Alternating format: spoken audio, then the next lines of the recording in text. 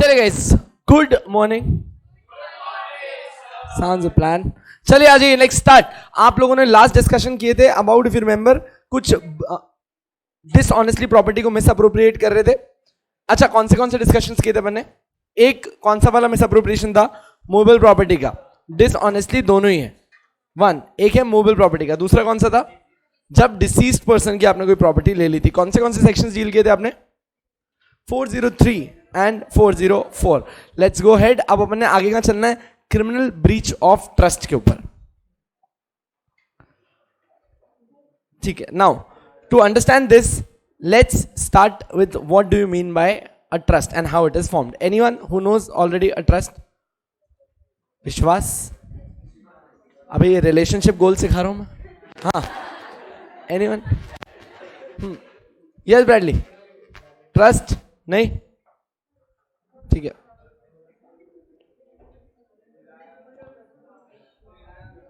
To rely on someone. अच्छा, मतलब मान लो कि तुमको हरीश सर ने बोला कि आप लोगों को सबको फाउंडेशन पास होने की पार्टी मिलेगी, तो आपने उन पर ट्रस्ट किया। हाँ, आपने उन पर ट्रस्ट किया। और अगर मान लो कि उन्होंने तुम्हें धोखा देकर कोई पार्टी नहीं दी, तो मतलब he should be liable under section 405 criminal breach of trust. Jail करनी चाहिए, कोड़े पड़ने चाहिए। अच्छा, मतलब आप कह रहे हो कि एक बार के लिए बस अरेस्ट करके निपटा लो सर, मारो मत। थैंक यू इतना रहम खाने के लिए। ये वो ट्रस्ट नहीं है। Now try to understand sometimes what happens. कभी कभार क्या होता है कि आप किसी एक इंसान से कोई पैसे ले रहे हैं, बट द पॉइंट इज कि वो आपके ऊपर सिक्योरिटी नहीं एनफोर्स कर पाएगा। उससे ये डर है। क्यों ऐसा डर है कि वो आपके ऊपर सिक्योरिटी एनफोर्स नहीं कर पाएगा? Let's take an example. मैंने आज ब्रैडली को बोला, ब्रैडली मुझे 50,000 रुपये चाहिए, in return I am keeping my bike as security. इसने कहा कहाँ रख रहे हो? मैं कहा खुद के पास, मेरे पास ये, डर मत तू, अगर नहीं होना तो तू बाइक ले जाना। इसने कहा सर किसी दिन आप बाइक के साथ ही रवाना हो गए तो? मैं कहा या that's a fair, I understand. पर अगर मैंने तुझे दे दिया, मेरी बाइक की वैल्यू 50,000 से ज्यादा है, किसी दिन तू बाइक पर रवाना हो गया तो? डर तो दोनों तरफ से। सो अब इस डर को कर्व करने के लिए आप बीच में एक विश्वास वाला इंसान लाते हो, जिसके ऊपर ये भी विश्वास करेगा, जिसके ऊपर मैं भी विश्वास करूंगा, जो ना इससे कनेक्टेड होगा, जो ना मुझसे कनेक्टेड होगा। वो एक इंडिपेंडेंट पर्सन होगा जिसका काम ही होगा इस प्रॉपर्टी को अपने पास होल्ड करना। और ये प्रॉपर्टी वो तब तक होल्ड करेगा जब तक या तो मैं उसको उसके पैसे नहीं दे देता, या फिर वो बंदे को अपने पैसे नहीं दिए तो वो इस प्रॉपर्टी को सेल कर देगा, सेल करके पैसे कवर करेगा और उसका पेमेंट उसको कर देगा। अभी श्योर ना? This is how you create a trust. This is how you create a trust. अब बात सुनना, ये आपने क्रिएट किया ट्रस्ट। अब जिस तरीके से आप ट्रस्ट को क्रिएट करते हो उसको आप बोलते हो ट्रस्ट डीड। जिस डीड से आप ट्रस्ट क्रिएट करते हो उसको आप बोलते हो ट्रस्ट डीड। ट्रस्ट डीड के अंदर जिस पर्सन को आप अपॉइंट करते हो उसको आप बुलाते हो ट्रस्टी। Trustee, sure enough? ये ट्रस्टी क्या दोनों पार्टी में से किसी से भी कनेक्टेड हो सकता है? नहीं, इंडिपेंडेंट पर्सन है, किसी से भी कनेक्टेड नहीं है, ना इधर ना उधर। यहां तक सब साथ हो? अच्छा, नाउ लेट्स सपोज अब इस ट्रस्टी को आप क्या करते हो? आप इस ट्रस्टी को उस प्रॉपर्टी का कंप्लीट पोजेशन और कंट्रोल दे देते हो। कब तक के लिए कंट्रोल और पोजेशन दोगे? जब तक के लिए या तो यहां से ए पार्टी पैसे नहीं दे देती, या फिर आपने पैसे नहीं दिए, ये बात नक्की हो गई है, और ऐसे केस में आप लोगों ने डिसाइड किया है कि अब ये लोग क्या करने वाले हैं, इन रिटर्न बाइक को या फिर उस प्रॉपर्टी को सेल आउट करने वाले हैं। अब देखो, ये थी आम जिंदगी, पर तुम्हारा ट्रस्टी ही भंगी निकला। ट्रस्टी ही बाइक लेके भाग गया। जब वो ट्रस्टी बाइक लेके भाग गया ना, उसे कहते हैं criminal breach of trust. You get it? जहां ट्रस्टी ही आपकी चीज देकर भाग गया। ये होता है सेक्शन 405। 403 में आपने मूवेबल प्रॉपर्टी डिसऑनेस्टली मिसअप्रोप्रिएट की। 404 में आपने कोई डिसीज्ड पर्सन जिसकी प्रॉपर्टी मिसअप्रोप्रिएट की। 405 में आपने किसी पे विश्वास करके उसे प्रॉपर्टी दी थी, भैया लेके रवाने हो गए। ये होता है सेक्शन 405। ठीक है? The criminal breach of trust as laid down under section 405 of IPC is dishonest misappropriation or conversion to own use another's property which is similar to the offense of criminal misappropriation defined under 403। अब अगर देखो तो जो मैंने 403 में बताया था, 405 में भी एग्जैक्टली सेम डेफिनेशन है, चाहिए जाके भी चेक करके देख लो. 403 एंड 405 की डेफिनेशन में फर्क नहीं है. डिफरेंस क्या है? The only difference between the two is that in respect of criminal breach of trust the accused मतलब कौन इल्जाम लग रहा है, is entrusted with the property और विद डोमिनियन और control over the property. Dominion या कंट्रोल एक ही बात होती है. डोमिनियन मतलब जिसकी डोमिनेशन चलेगी उस प्रॉपर्टी के ऊपर. फर्क समझ में आया? 403 और 405 में क्या था? इस बंदे पे हमने विश्वास करके इस प्रॉपर्टी का कंट्रोल इसको दिया था. 403 में उसने अपने आप ही इस प्रॉपर्टी को छीन के ले गया था और सेल आउट कर रहा था. Difference is clear? Let's go ahead. So now what should be the ingredients under this section 405? सबसे पहला, accused should be entrusted with the property. If he is not entrusted with the property, section 405 नहीं आ सकता. अच्छा अब एक बात सोचो, let's delete this line. आप नोट काटना अपने नोट्स में. Let's delete this line. अब इन दोनों चीजों को पढ़ो. Accused dishonestly misappropriate or use or dispose the property. उस तरफ the act is in violation of any direction of law or any legal contract. कहाँ चले गए अपन? सेक्शन 403 में आ गए. देख लो 403 के अंदर भी अपन ने कहा था अक्यूज ने डिसऑनेस्टली मिसअप्रोप्रिएशन किया है और वो जो मिसअप्रोप्रिएशन था वो लॉ के अगेंस्ट था, तो आप उसे 403 बुलाते थे. जैसे ही उस चीज के साथ मैंने ऐड कर दिया accused entrusted with the property, ये 405 का मैटर बन गया. श्योर है? ठीक है. वापस से the essential ingredient of the offense of criminal breach of trust are as under. The accused must be entrusted with the property. The person so entrusted must dishonestly misappropriate or convert to his own use that property or dishonestly use or dispose of that property. अब दोनों में एक चीज समझो. Let's suppose कि उस trustee ने इस प्रॉपर्टी को अप्रोप्रिएट कर दिया. अप्रोप्रिएट का मतलब क्या होता है? एनीवन? बेच दिया. क्या बेचना गलत है? आपने बोला सर अगर सामने वाले ने ब्रीच किया है और फिर इस इंसान ने इस प्रॉपर्टी को सेल किया तो यहां कोई मिस अप्रोप्रिएशन नहीं है, यहां पे अप्रोप्रिएशन ऑफ प्रॉपर्टी हुआ है, वो इसका काम था. Why we are focusing again and again?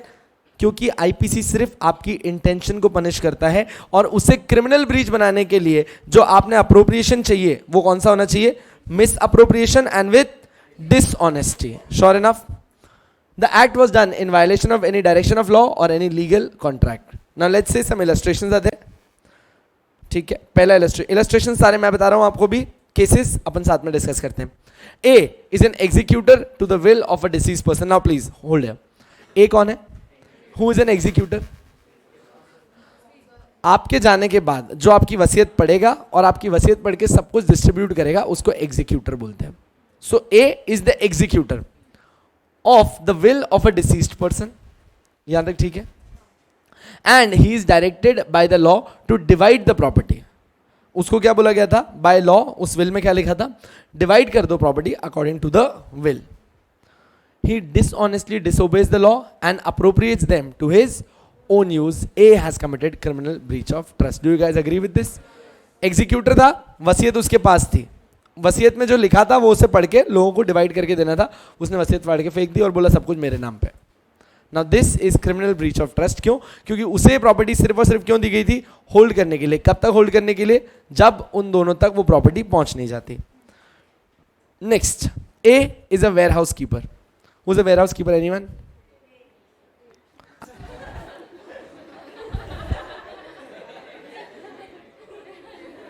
क्यों पैदा हुए बे?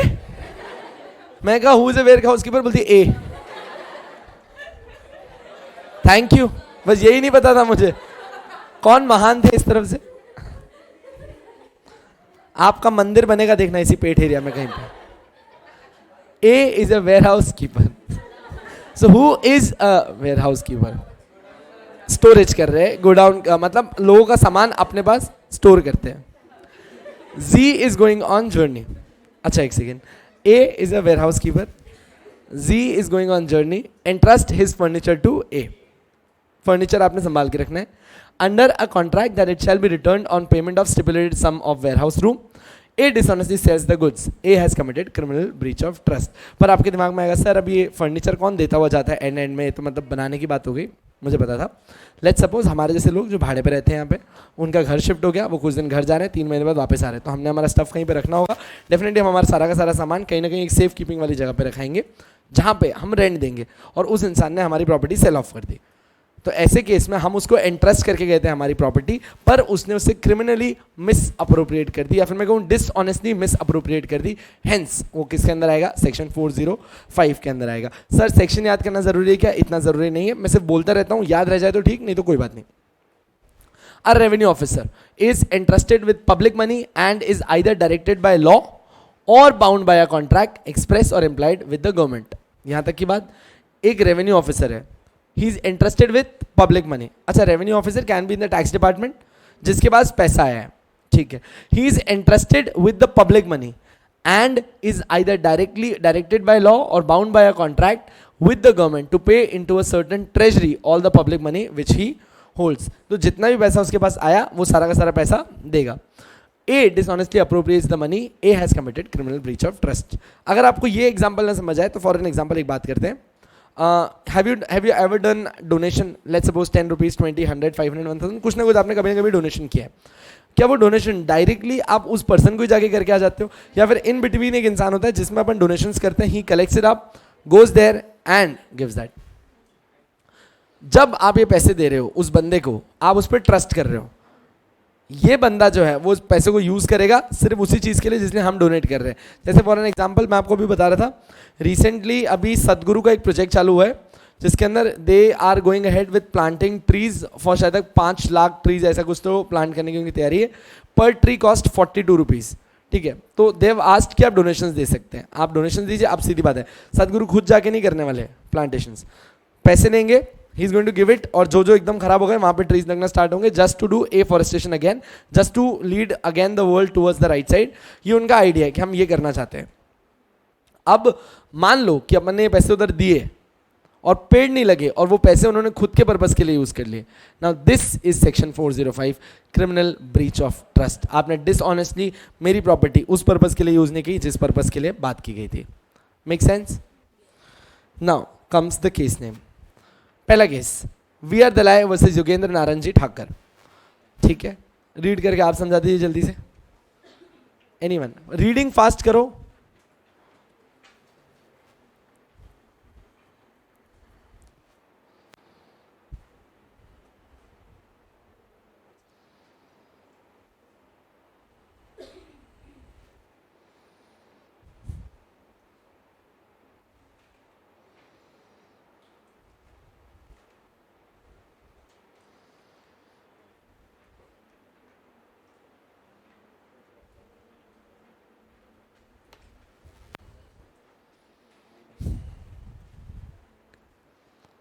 हाँ जी, आ गया किसी को? किसी को?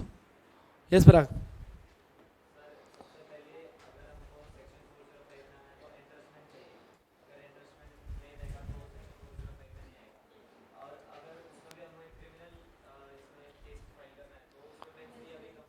And that's what we discussed in the start, intention, क्योंकि वो इंटेंशन सर्च कर रहा है तुम्हारी, वो बहुत जरूरी है। और सेकंड, एंट्रस्टमेंट बहुत ज्यादा जरूरी है।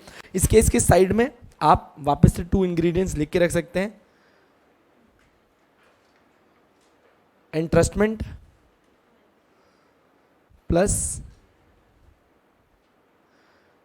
Intention, entrustment plus intention. Anyone जिनके पास नोट्स नहीं है? तेरे पास रोज ही नहीं होते साले नोट्स? बेचता है क्या बाहर जाके?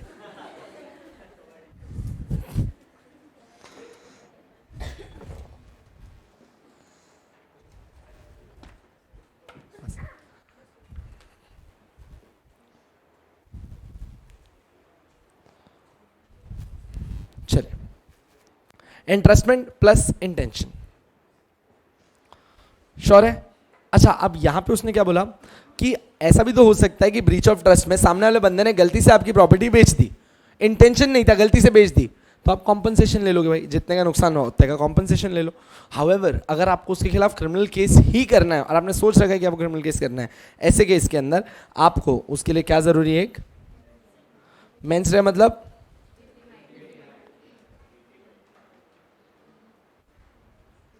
चलिए एक बार वापस से रीड करवा देता हूं. The supreme court of India has held that the first ingredient of criminal breach of trust is entrustment, and where entrustment is missing, the same would not constitute a criminal breach of trust. Breach of trust may be held to be a civil wrong, but when guilty mind is involved, it gives a rise to criminal liability also. कोई दिक्कत? बढ़ो आगे. The expression direction of law in the context of section 405 would include not only legislation pure and simple, but also direction, instruments and circulars issued by authority entitled thereof. अच्छा, अब इसने क्यों लिखा है? इसका क्या कहना है कि आपने ऊपर बोला था कि एक इंग्रेडिएंट था कि आपको as per the direction of law चलना है. सो डायरेक्शन ऑफ लॉ का मतलब क्या सिर्फ और सिर्फ लॉ? इसने कहा नहीं, डायरेक्शन ऑफ लॉ खाली प्योर लेजिस्लेशन नहीं है, पर वो अगर आपके सोवरेन ने कोई डायरेक्शन इशू किया है, अगर आपकी गवर्नमेंट ने कोई इंस्ट्रूमेंट इशू किया है, कोई सर्कुलर इशू किया है, कुछ भी इशू किया है, वो सब कुछ आएगा इसके अंदर. श्योर है?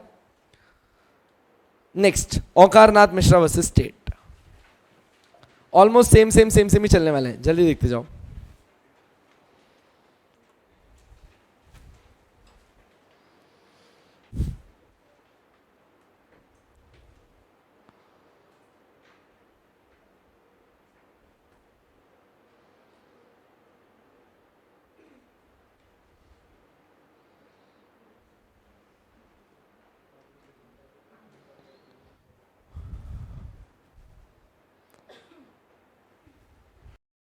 डन है क्या? वही सेम चीज, same case, not wasting much time. पहले में उसने बोला अक्यूज्ड के पास एंट्रस्टमेंट होना चाहिए, दूसरे उसने बोला कि उसे डिसऑनेस्टली उसने उसको मिसअप्रोप्रिएट करना चाहिए. तो उसको ज़्यादा टाइम मत वेस्ट करो. आ जाओ नेक्स्ट, एस के अलग वर्सेस स्टेट ऑफ यूपी. देख लीजिए. अच्छा, इसमें मैंने थोड़े से केसेस के, इस केस के थोड़े फैक्ट्स भी डाले हैं, तो एक बार ढंग से देखना.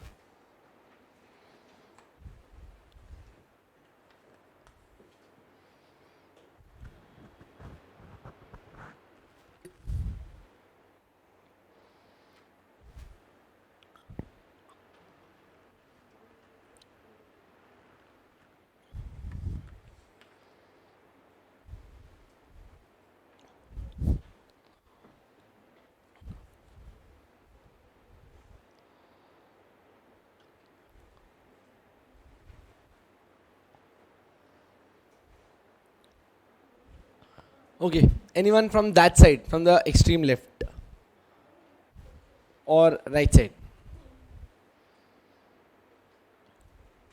Extreme back.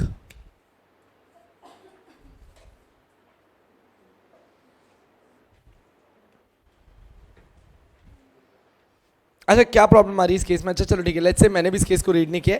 Let's read it line by line and try to understand क्या कह रहा है.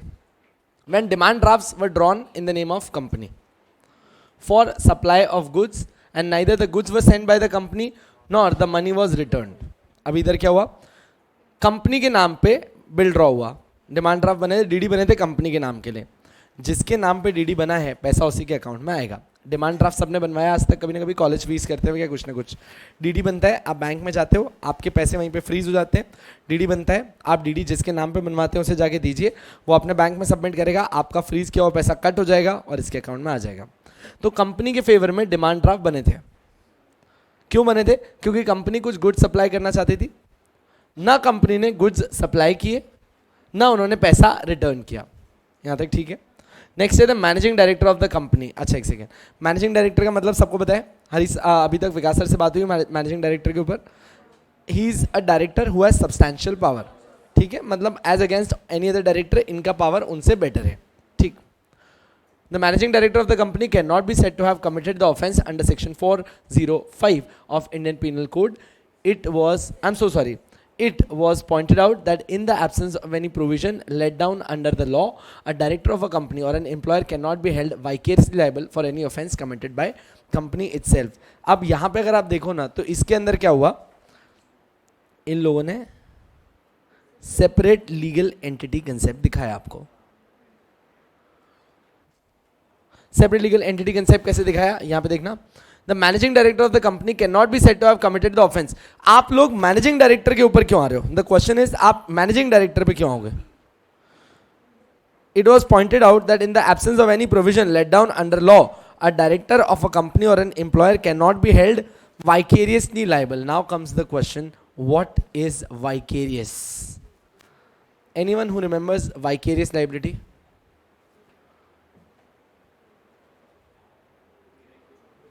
चलो चलो ट्राई तो करो.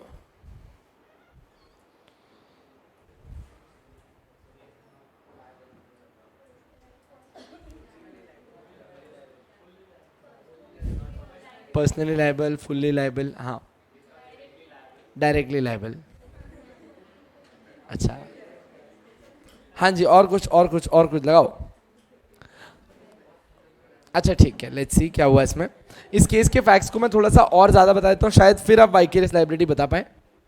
अब क्या हुआ, इन डायरेक्टर्स ने अपनी तरफ से गुड्स डिस्पैच कर दिए. इन डायरेक्टर्स ने अपनी तरफ से गुड डिस्पैच कर दिए. हाउएवर, ये जो बीच में डिलीवरी के लिए लोग थे, जो लोग डिलीवरी के लिए लोग थे कंपनी के फाइनल एंड पे, इन लोगों ने डिलीवरी नहीं की. I am repeating again.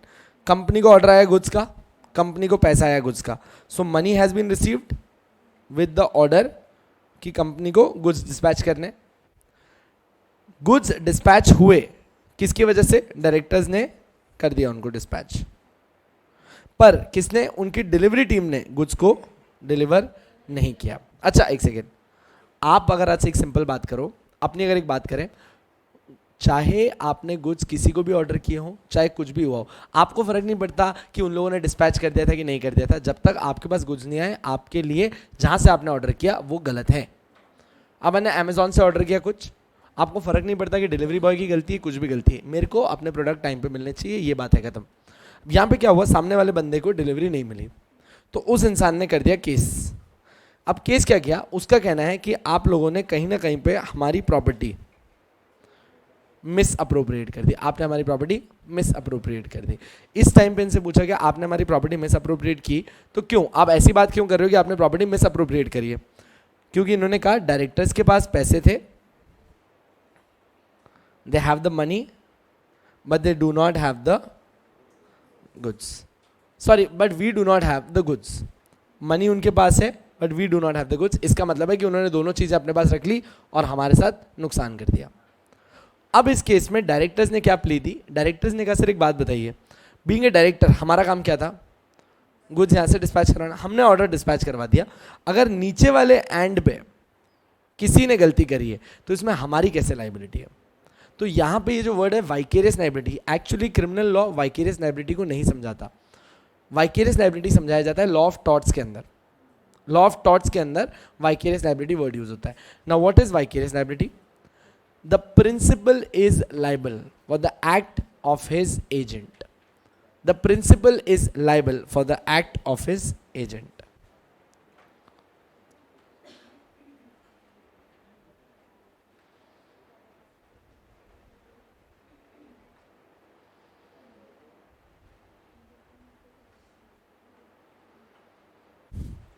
The principal is liable for the act of his agent. समझ में आया क्या? अब कंपनी लॉ में कहीं भी ऐसा नहीं लिखा है that the company that is the employer will be liable for the act of his agent.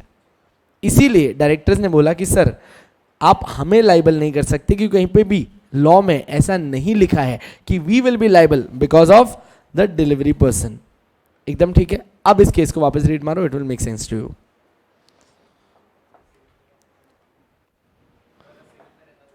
क्या चीज?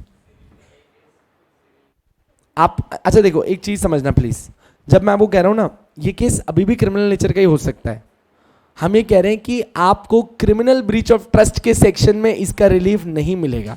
The point of learning this section is कि इस केस में आपको क्रिमिनल ब्रीच ऑफ ट्रस्ट के अंदर रिलीफ नहीं मिलेगा. श्योर?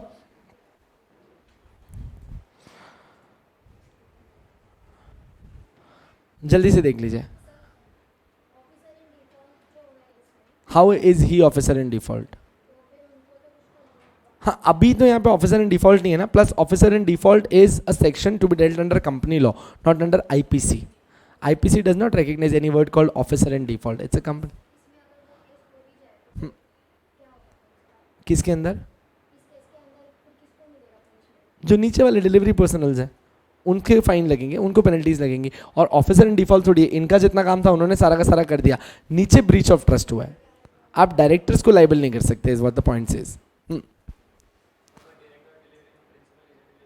हाँ, बट कहाँ पे लिखा है the director is responsible for the act of the delivery personal, that is what is vicarious liability. Company law ऐसा थोड़ी बोलता है कि डायरेक्टर्स का काम क्या है, स्ट्रेटेजिक हेड, प्लान करेंगे, इंप्लीमेंटेशन मिडिल लेवल करता है, लोअर लेवल उसको फॉलो करता है, लोअर लेवल कुछ गलती कर देगा डायरेक्टर को निकाल देगा। तो डायरेक्टर यही कह रहा है ना कि how am I vicariously liable, आप मेरे को क्यों पकड़ रहे हो, आप उसके ऊपर केस करो ना, वो तुम्हारे गुड्स लेके भाग गया नीचे, that's what the point is. Company पे होगा ना, द पॉइंट इज केस किस पे हो रहा है, अपने इसमें मैनेजिंग डायरेक्टर पे। आपने, मैनेजिंग डायरेक्टर बोल रहा है मैं कैसे लाइबल हूं, the question, the case was filed against the managing director, managing director का हाउ एम आई लाइबल, मैंने मेरी तरफ से कुछ डिस्पैच कर दिए, अब नीचे अगर किसी ने कुछ गलत कर दिया, आप जानो, वो बंदा जाने और कंपनी जाने, मैं एज एन एम्प्लॉय अपना सारा का सारा काम कर चुका हूं, आप मेरे से कहां से कोई भी फाइन मांग रहे हो। यहां पे criminal breach of trust managing director के अगेंस्ट नहीं आ सकता, अगर आप डिलीवरी पर्सनल के अगेंस्ट बोलते तो हम मान लेते। श्योर, ठीक है, केस पढ़ ले एक बार वापस अपने, last, Surya Lakshmi cotton mills limited versus Rajveer industries limited. ठीक है, इसके अंदर कुछ भी नहीं है, आप इस वाले केस को लिख दो same, same case.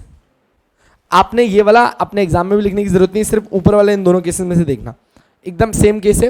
It was held that a cheque is a property and if the said property has been misappropriated or has been used for the purpose of which the same had not been handed over. इसका मतलब है कि आप लोग आ गए criminal breach of trust के अंदर। एक चेक आपको दिया, अब मान लो let's suppose there is a cheque जिसके ऊपर वो बेरर चेक था। Do you know what is a bearer cheque? What is a bearer cheque? उस पर भी कोई नाम नहीं लिखा हुआ है, ठीक है, बहुत ही बढ़िया। अच्छा, बेरर चेक था और उसके ऊपर 2 लाइन करी हुई थी, इसका मतलब क्या है?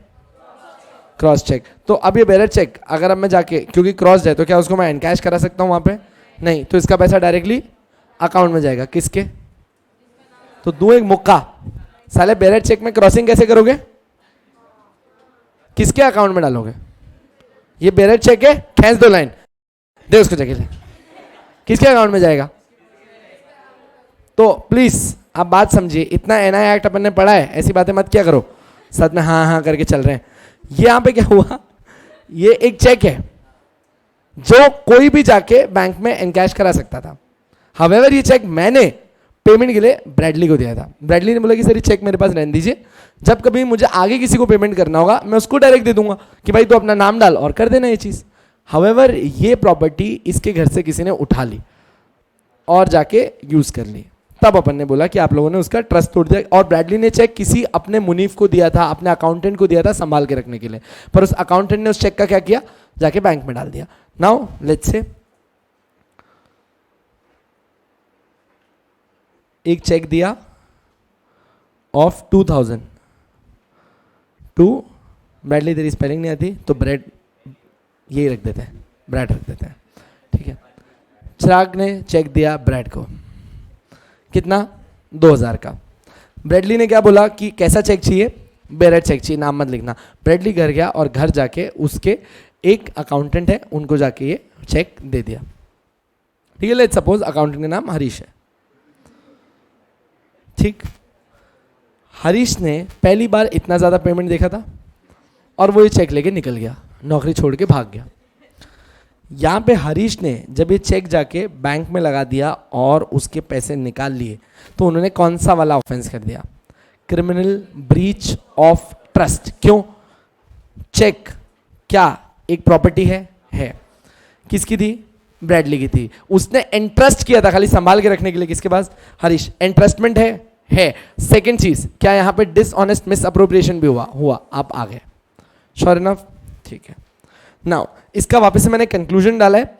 To conclude that an offence to fall under this section all 4 requirements are essential to be fulfilled.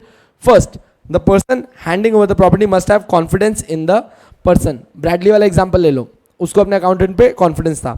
So the person handing over the property must have confidence in the person taking the property, so that to create a fiduciary relationship. What is a fiduciary relationship?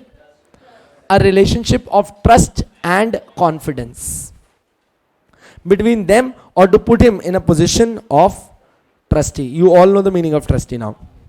Next, the accused must have sorry, must be in such a position where he could exercise his control over the property, that is dominion over the property. Dominion के आगे slash करके क्या लिख सकते हैं?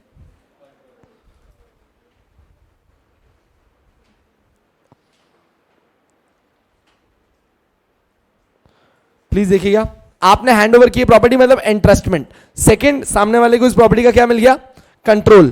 Third, the term property includes movable as well as immovable.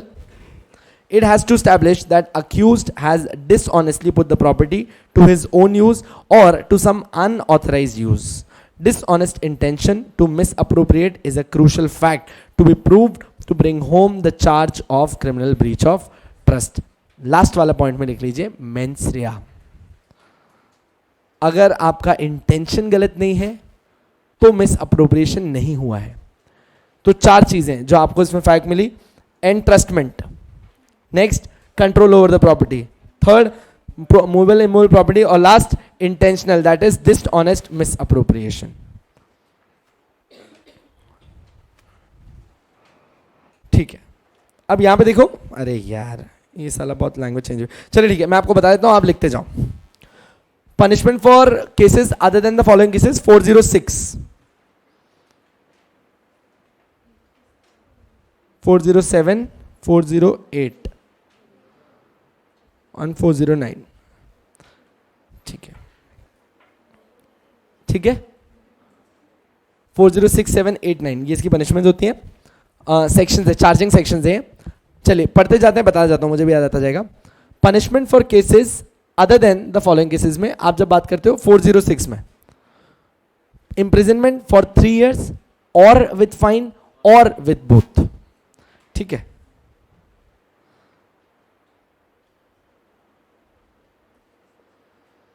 imprisonment up to 3 years or with fine or with both. Next, when breach of trust is done by a carrier, any kind of wharfinger or warehouse keeper, मतलब जिसको entrustment दिया तुम लोगों ने, तो ऐसे case में imprisonment up to 7 years करना, imprisonment up to 7 years and fine. एक सेकेंड, कंपाउंडेबल है नॉन कंपाउंडेबल? Non compoundable. ऊपर वाला कंपाउंडेबल, याद रहेगा. क्यों अपन ने ऊपर वाले को कंपाउंडेबल बोला? और लग गया, नीचे एंड है. ठीक है, आ जाओ नेक्स्ट. नेक्स्ट का फाइन भी सेम है. Is done by a clerk और सर्वेंट. नहीं यार, इसमें 10 years, हाँ 7 years था, 10 years था क्लर्क में, 7 था. हाँ अपन ने ऊपर पढ़ा है ना ये वाला, एक बार देख लो. 7 ही था ना? हाँ 3 years और 7 years. नॉर्मल केस में 3 और क्लर्क है तो 7 years. सही है, आ जाइए. Last, when the breach of trust is done by a public servant और अ बैंकर. ये सबसे बड़ा ब्रीच होता है.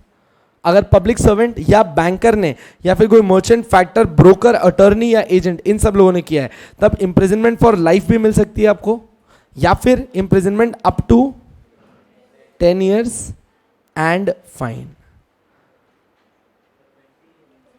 10 होता है. 20 years कोई पनिशमेंट ही नहीं है. मेरे को लगता है हिंदी में भी गंदी हिंदी आ गई है.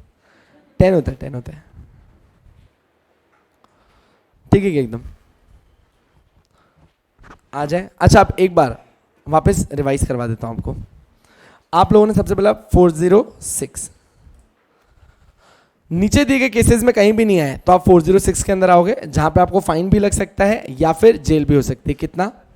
3 years. ठीक है. नेक्स्ट, अगर आप 407 में आ गए, मतलब कि आप लोगों ने ब्रीच ऑफ ट्रस्ट किया है, तो आपके लिए पनिशमेंट कितनी है? 7 years एंड फाइन. नेक्स्ट, अगर मान लीजिए आपकी कोई क्लर्क या फिर सर्वेंट ने आपकी प्रॉपर्टी को मिस अप्रोप्रिएट कर दिया at the time of your death, ऐसे केस के अंदर आप आ गए 408 के अंदर. 408 के अंदर कहां गए अपन? 7 years and fine. Next up, अगर यही चीज किसी एजेंट ने, आपके किसी अटर्नी ने, आपके किसी मर्चेंट ने या फिर अपने कोई पब्लिक सर्वेंट ने किया है, तो ऐसे केस में आपको या तो आजीवन कारावास, दैट इज लाइफ इंप्रिजनमेंट हो सकती है, और आपको 10 साल तक की जेल एंड फाइन लग सकता है. अच्छा ठीक है, अब मेरे को ना यहाँ पे एक चीज बताओ, लास्ट वाला ऑफेंस कंपाउंडेबल है कि नॉन कंपाउंडेबल? पक्का है क्या? देख लो. क्यों? और भी तो लगा है बीच में.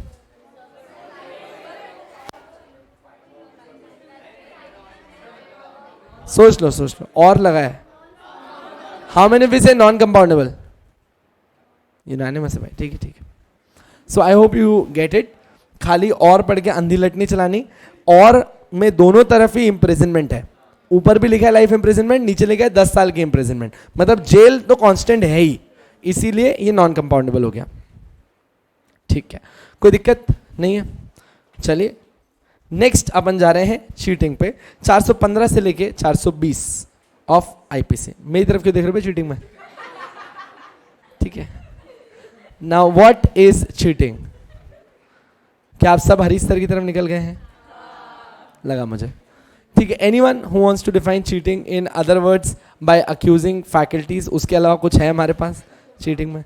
धोखा. चीटिंग मतलब धोखा. चुपका साल है. हाँ भाई, कोई और इंसान? जतिन, प्रॉमिस तोड़ना. ओह होगा, चलो ठीक. अच्छा, मतलब जतिन किस तरीके के प्रॉमिस तोड़ना चीटिंग में आएगा?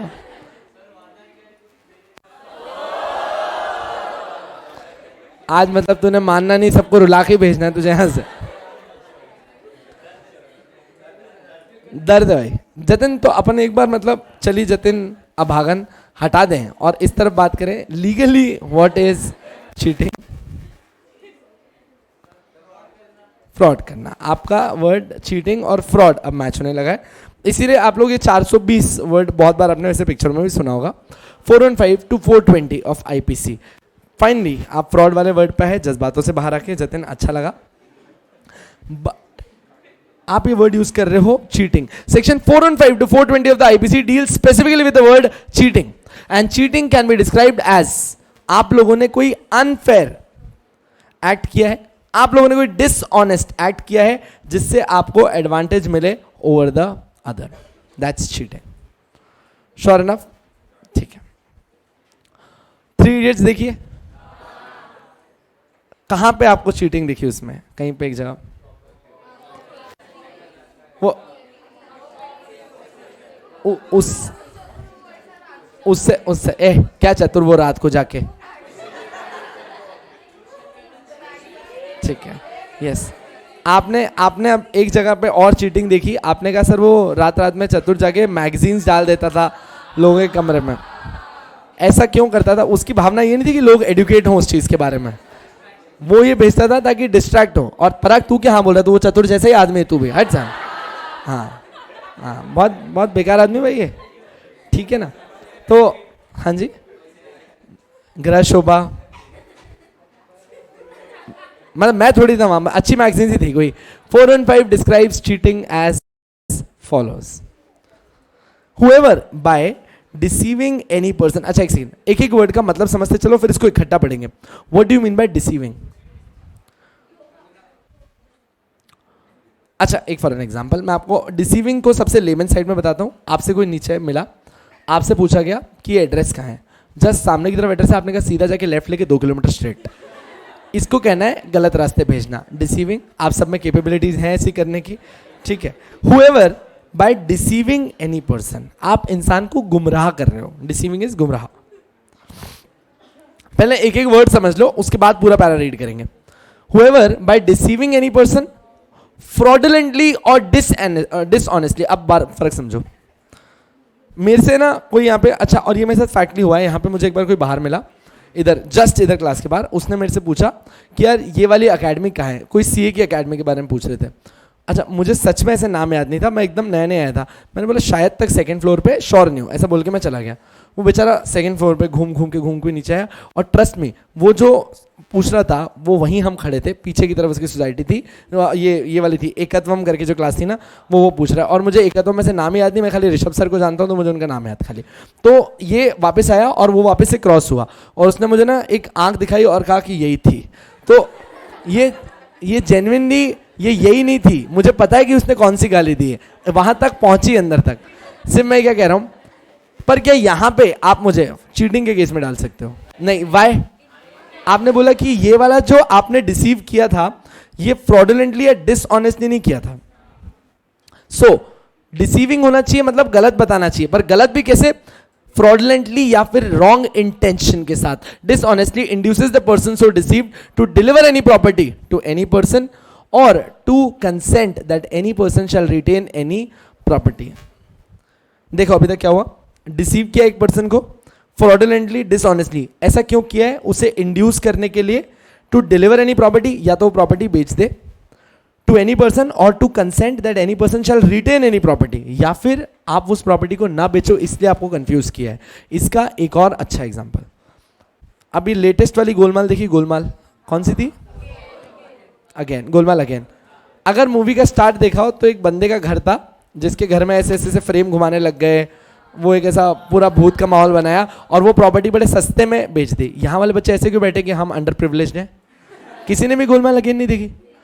हाँ ठीक है, हाँ जो नहीं देखी वैसे बहुत अच्छी मूवी है, आप देख सकते हैं. फाइनली बहुत टाइम बाद किसी मूवी में हंसी आई होगी. तो ठीक है, उस मूवी में क्या किया ना, उन लोगों ने उस पूरे घर को हॉन्टेड दिखा दिया.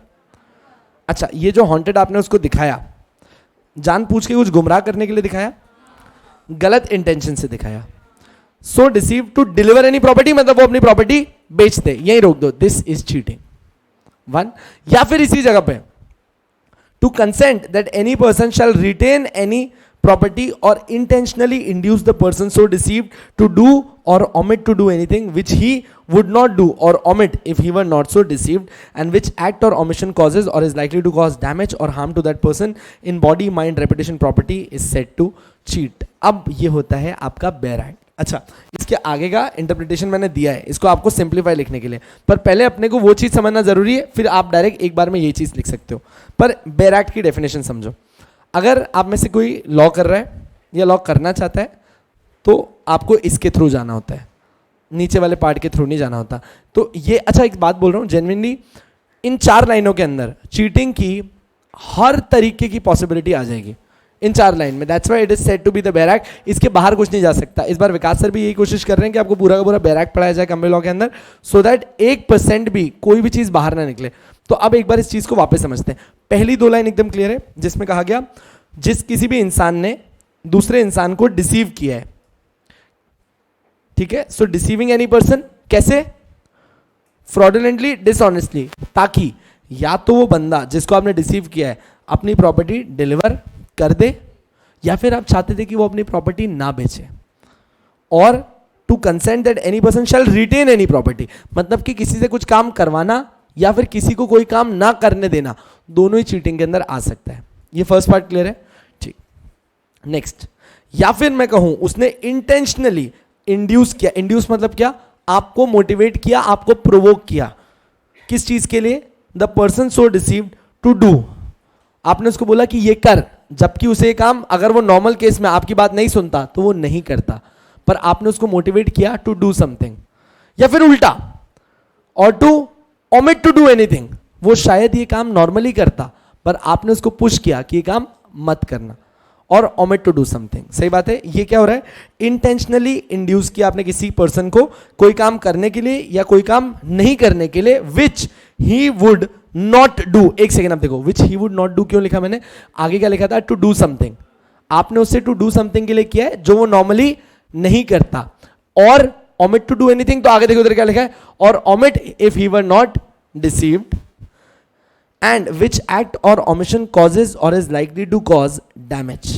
वो काम जो उससे आपने करवा दिया जो वो नहीं करता, वो काम जो आपने उससे नहीं कराया जो वो करता, जिसकी वजह से उसको क्या हुआ? कोई डैमेज हुआ, हार्म हुआ to that person in body, in mind, उसकी रेपुटेशन या फिर उसकी property, is said to have cheated. Sure enough, 50% of the बात समझ में आ गई. लेट्स से चीटिंग को इस बार आपके हिसाब से लेके जाते हैं. हरीश सर आज तक कभी शनिवार रात पार्टी नहीं करने गए, ठीक है. तो मैंने उनको बोला सर अपन साथ चलते हैं. सर, मैं, विकास सर तीनों गए पार्टी करने. अच्छा, अभी तक देखो, मैं और विकास सर तो चलो ठीक है, हम लोग जाते रहते होंगे. तो हम वहाँ बैठे, हमने कहा कि देखो हो तो बोर ही रहे, थोड़े मज़े ले लेते हैं. तो हमने हरीश सर को बोला, वो लड़की दिख रही है आपको? कब से लगातार आपको दिख रही है. ये चीज़ तुम सब ने अपने दोस्तों के साथ की, ऐसे आलतू फालतू बातें मत करो. मेरे साथ भी बहुत बार हुई, खूब मार खाई है मैंने, ठीक है ना. तो अपन अभी हरीश सर की बात पे, मेरी कोई पुरानी स्टोरी लगाते हुए मैंने उनको बोला कि भाई वो लड़की आप ही को देख रही है. और लाइफ टाइम एक्सपीरियंस कह रहा हूँ, ये सिर्फ आपके लिए वहीं बार टेंडर पर रुकी है, वहीं रुकी रहेगी, देखना जाएगी नहीं। वो बेचारी अपना आराम से ग्लास का वेट कर रही है और यहाँ से सर अली बन चुके हैं। धूम देखिए ना, सर अली बन गए हैं, शादी हो गई है, 3 बच्चे खड़े हैं, बाइक के आसपास खड़े हैं, बाइक बस स्प्लेंडर है, सपना छोटा, ठीक है। सो हुसोएवर फ्रॉडुलेंटली, अच्छा मैंने क्या किया ना, मैंने क्यों किया, मेरे को पता था ये मार खाएगा, तो अपने को चाहिए था कि ऐसा कुछ हो।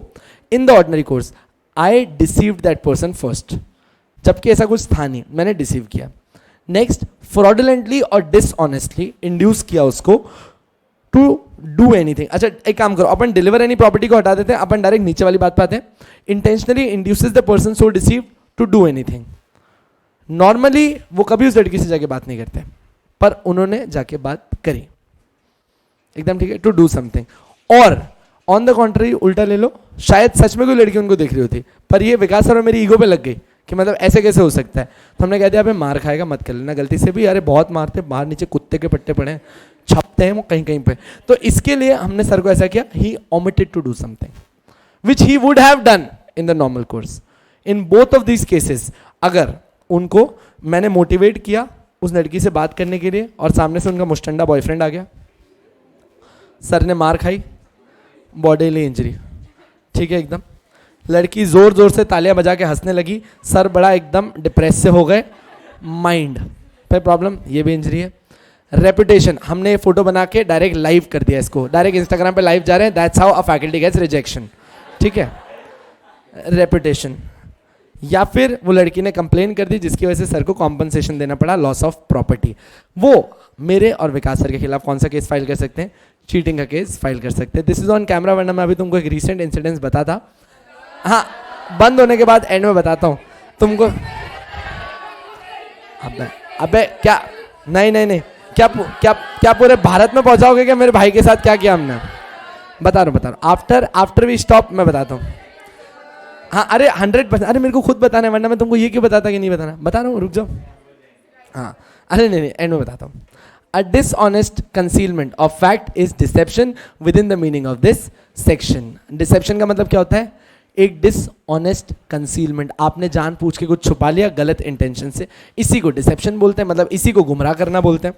अच्छा अब इंग्रेडिएंट देखो, अब आपने बैराक सेक्शन पढ़ लिया, यहां से पूरा का पूरा पेज आपके लिए टाइम पास होना चाहिए, इलस्ट्रेशन टाइम पास होना चाहिए। लेट्स सी, फर्स्ट अक्यूज्ड मतलब जिस पे इल्जाम लगाया है उसने दूसरे इंसान को डिसीव किया, मतलब कि गुमराह किया। सेकंड, डिसीविंग जो उसने की वो उसकी इंटेंशन से थी, क्योंकि सीआरपीसी और आईपीसी दोनों बार बार आपको एक ही चीज बताते हैं, इंटेंशन बहुत जरूरी है। Third, deceived is related to, sorry deceiving is related to inducement to deliver property और do some act, inducement is fraudulent. चारों चीज समझ में आई क्या? पहला, अक्यूज ने सामने वाले बंदे को डिसीव करना चाहिए, ऊपर डिसीव का मतलब पढ़ लो क्या था, डिसऑनेस्ट कंसीलमेंट, डिसऑनेस्ट मतलब इंटेंशन गलत थी। Second, deceiving was done intentionally, आपने जानबूझ के ये किया था। Third, deceiving is related to inducement, आपने डिसीविंग क्यों की उसको, आप उसको उकसा रहे थे कोई प्रॉपर्टी दे देने के लिए या फिर कोई काम करने के लिए। And last, inducement is fraudulent, आपने जो इंड्यूस किया ना वो गलत इंड्यूसमेंट था, वो आपने खुद के पर्सनल गेन के लिए किया था। वही चीज वापस से नीचे इन 4 पॉइंट्स में लिखिए, देख लीजिए। The accused must deceive another person. The act of deceiving was done intentionally. The person who is deceived should be induced to deliver any property or to do an act. Such inducement should be fraudulent or dishonest. Make sense? 4 and 5 is done. अब इसके कुछ illustrations है, let's see.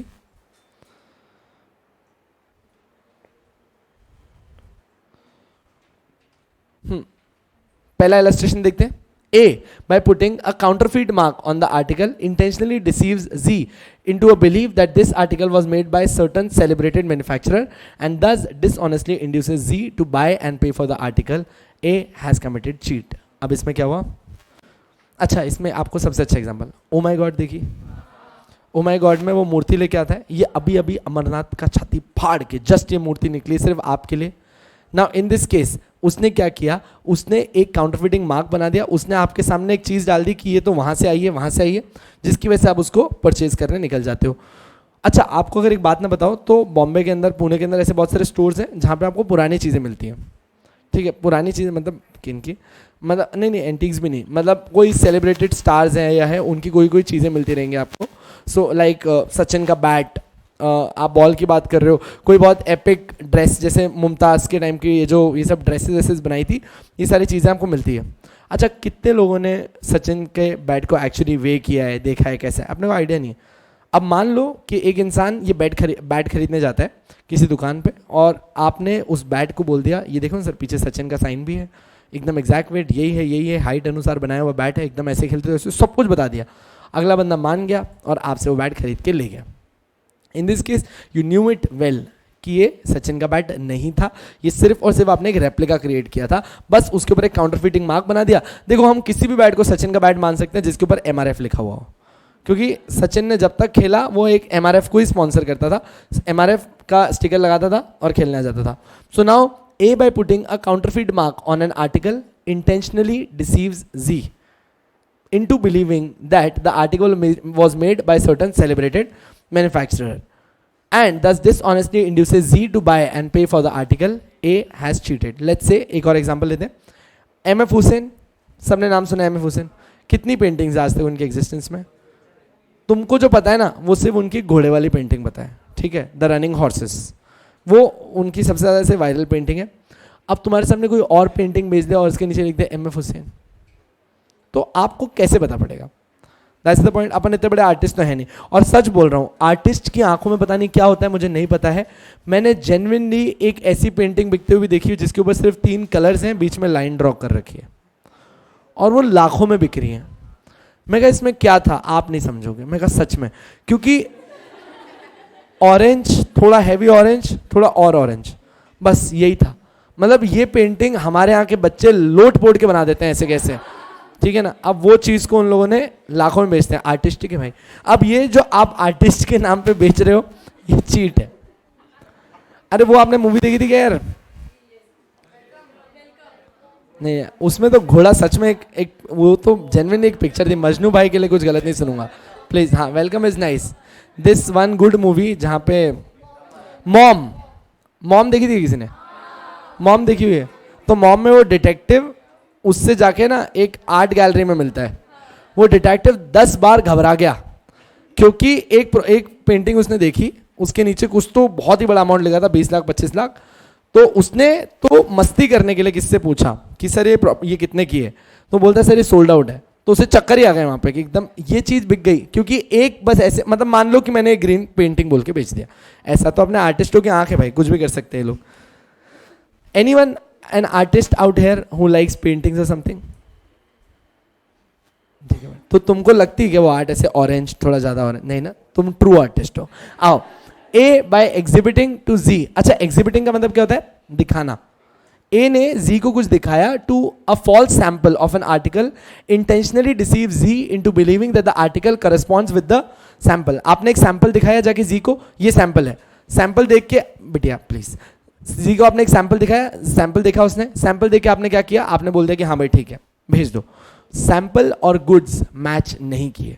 क्या हम कह सकते हैं आपने कहीं ना कहीं चीट किया है, क्योंकि जो सैंपल आपने दिखाया था उससे चीज मैच नहीं कर रही है.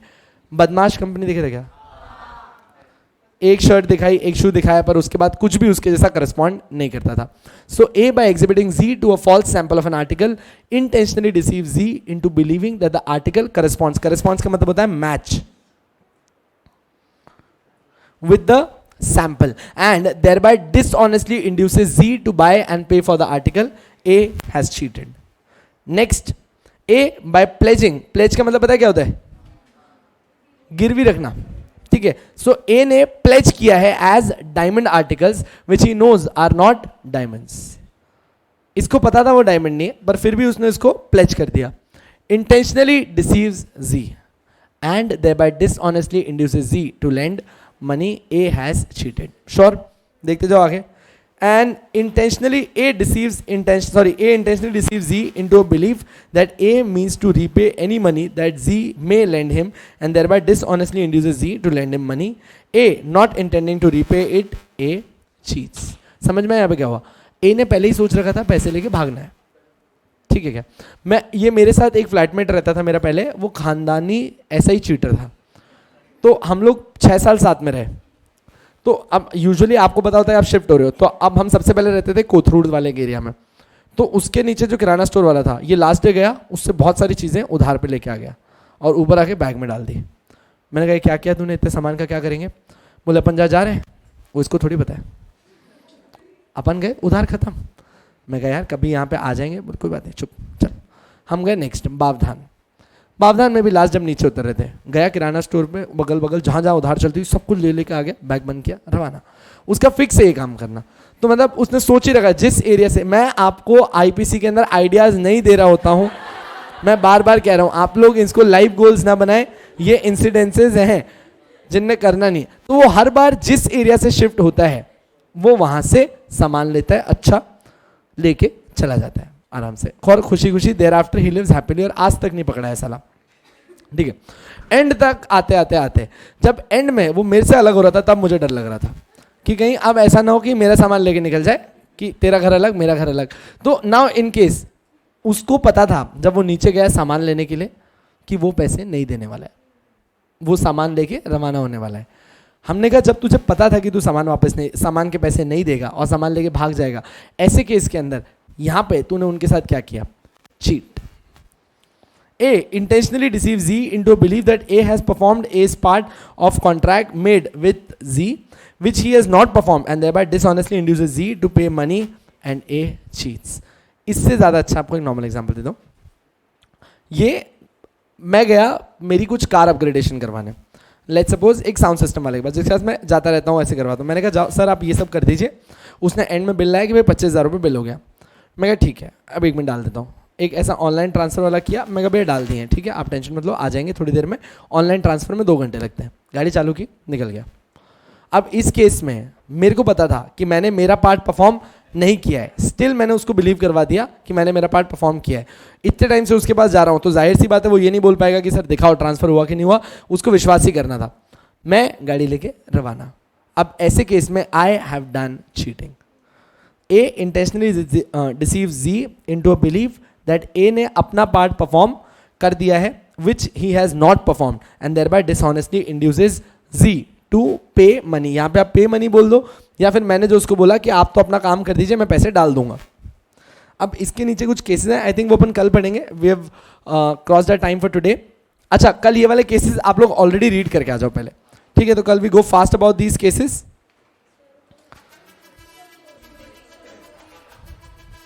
हाँ ठीक है, लेक्चर में बैठने के लिए आपका बहुत बहुत धन्यवाद।